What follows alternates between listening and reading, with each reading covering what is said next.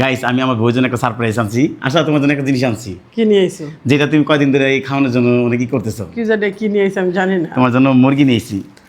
আসলে হ্যাঁ তুমি অনেক তুমি টাকা পাইলা কোথায়?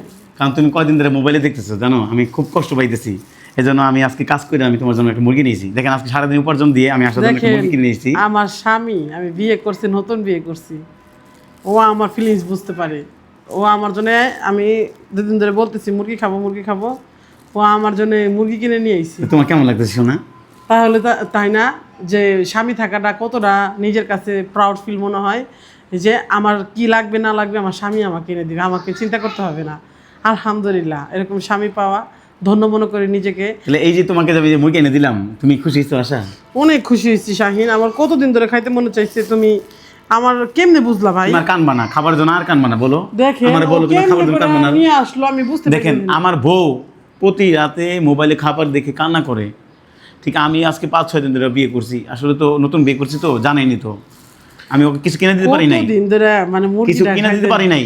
আমার বউটা কখনো কয় নাই তুমি আমার বিয়ে করছো একটা কিছু কিনে দাও। তুমি কোন কষ্ট পাবে না। তুমি আমার জন্য এটা কিভাবে নিয়ে এলা সম্ভব?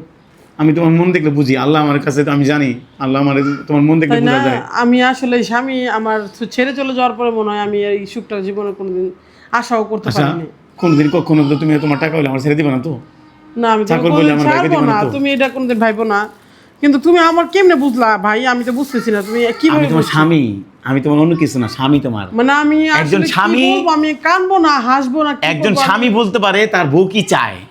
আমি যদি এটা না পড়ি তাহলে আমি কি ধরনের পুরুষ হলাম বলেন? তাহলে আশা আমি যে এই যে তোমার জন্য এটা আনলাম, তুমি একটু একটা আমাকে একটু খুশি হও, আমি দেখি তোমারে।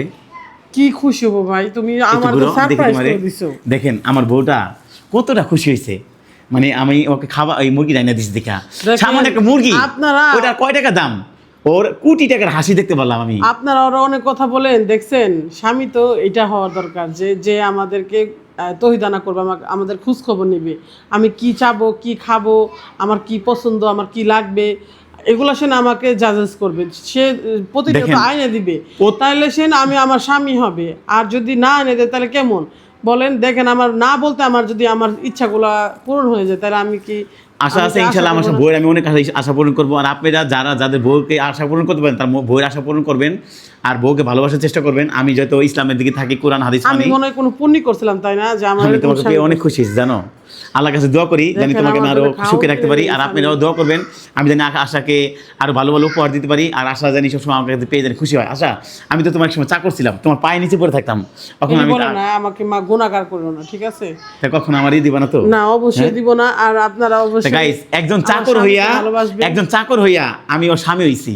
আপনি জানাবেন কেমন হয়েছে, আমি কত ভাগ্যবান পুরুষ হতে পারি, কমেন্ট সেকশনে অবশ্যই লিখে যাবেন।